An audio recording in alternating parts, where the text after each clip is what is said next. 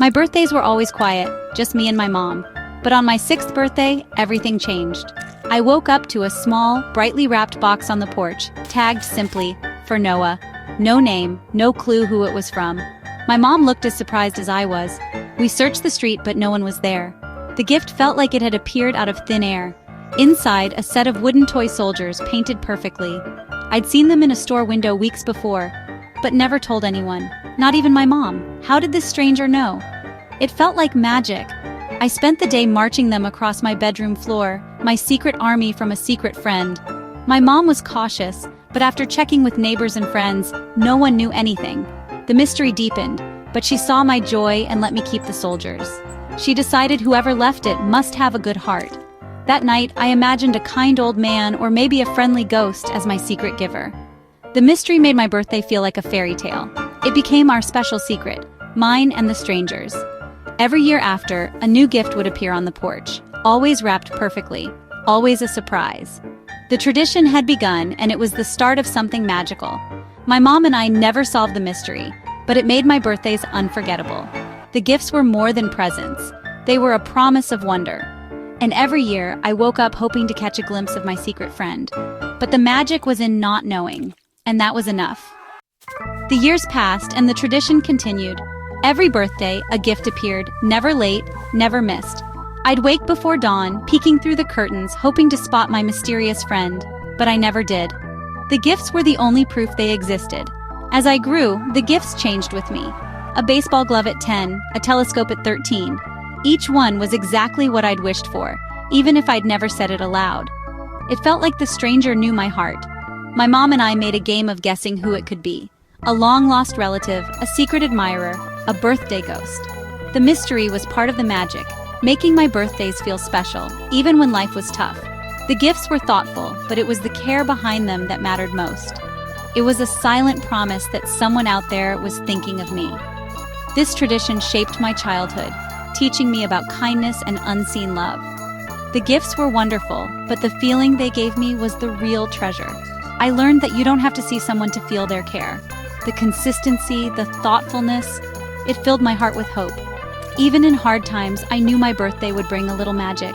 The birthday ghost became a symbol of goodness in the world. It made me believe in the kindness of strangers, and every year I felt seen, remembered, and loved. The tradition was more than a mystery. It was a lifeline, and it made me believe in the power of small, secret acts of kindness. That feeling stayed with me year after year. It was the greatest gift of all. The most incredible part was how the gifts always matched my secret wishes. These weren't things I talked about. They were quiet hopes I kept to myself. At 15, I dreamed of learning guitar but never told anyone. On my birthday, a beautiful acoustic guitar waited on the porch. It was as if the birthday ghost could read my mind. I taught myself to play, writing songs in my room, my escape, my voice. Another year, when I was struggling in art class and ready to quit, I received a set of professional drawing pencils and a leather-bound sketchbook. It was encouragement to keep going. The gifts were more than objects, they were messages: believe in yourself, don't give up. When I left for college, scared and uncertain, I found a sturdy compass with a tag, "So you'll always find your way." I carried it every day, a reminder that someone believed in me. The connection I felt with the stranger was deep, even though we'd never met. It was a bond built on silent understanding and thoughtful gestures. The mystery made it magical.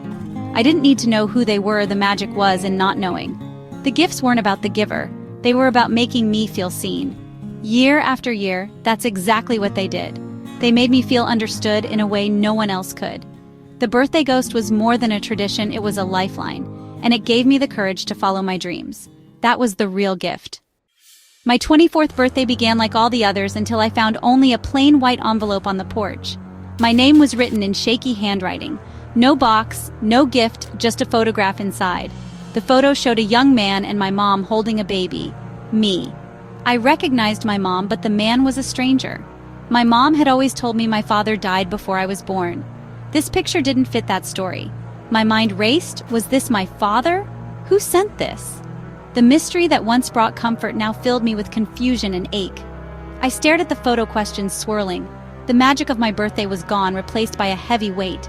The tradition was no longer about a secret friend, it was about a hidden past. I knew I had to talk to my mom. The photograph was about to change everything I thought I knew. The simple, happy tradition had become complicated. I needed answers. The birthday ghost was suddenly real and connected to my own story. The mystery was no longer just magical, it was personal. I braced myself for the truth, and I knew nothing would ever be the same. I found my mom in the kitchen, her smile fading when she saw the photograph. The man in the picture was my father, Daniel. He wasn't dead. He'd left when I was a baby, thinking it was best for me. He's the one who's been leaving the gifts all these years, the birthday ghost. It was my father, loving me from the shadows. The gifts were all from him. I was overwhelmed. Anger, sadness, confusion, and a strange relief. The birthday ghost was no longer a mystery. He was my father, and I needed to find him. The days after learning the truth were a blur. I was angry at my mom for lying and at my father for staying away. Was a yearly gift enough to make up for all the missed moments?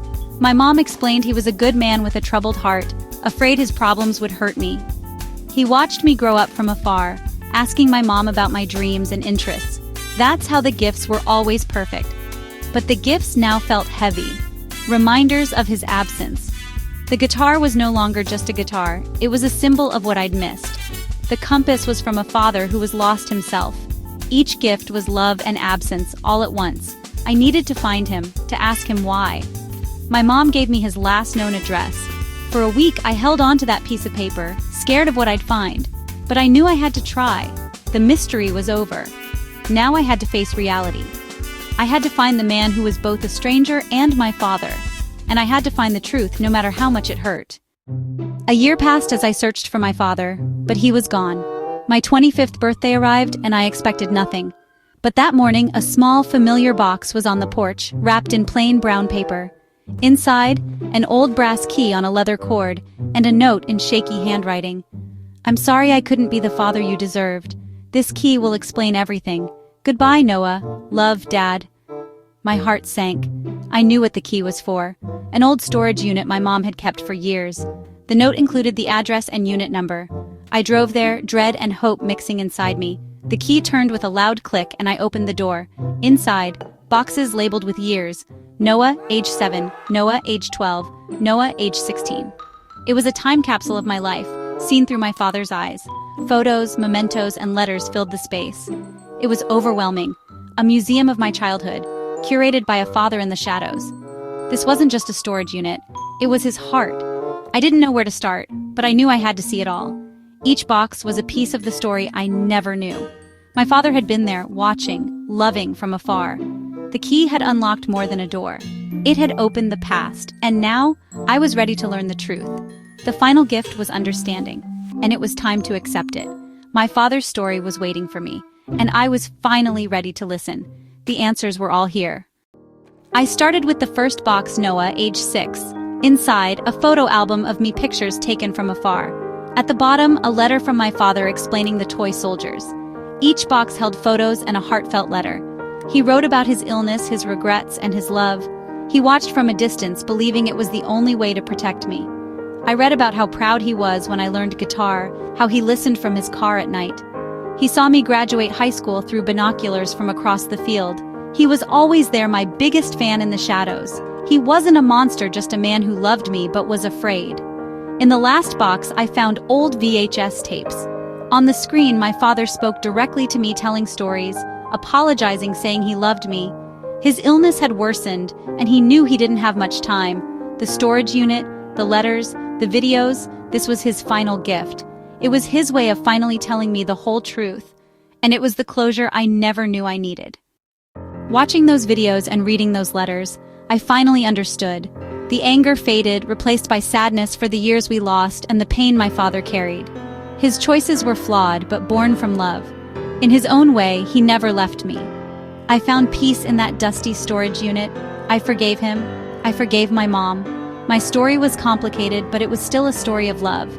My father gave me more than gifts. He gave me hope, encouragement, and belief in magic. His legacy wasn't about things, but about kindness and hope. I decided his story wouldn't end with me. I would pass on the tradition. Once a year, I find a child who needs a little hope. I learn their secret wish, and on their birthday, I leave a gift on their porch. No name, no explanation. Just a box of kindness from a friendly stranger. My father may be gone, but his love lives on through me. I hope one day, the child I help will pass that kindness on. Because that's how love works. It's a gift you're meant to give away. The birthday ghost magic continues, and that's the real legacy.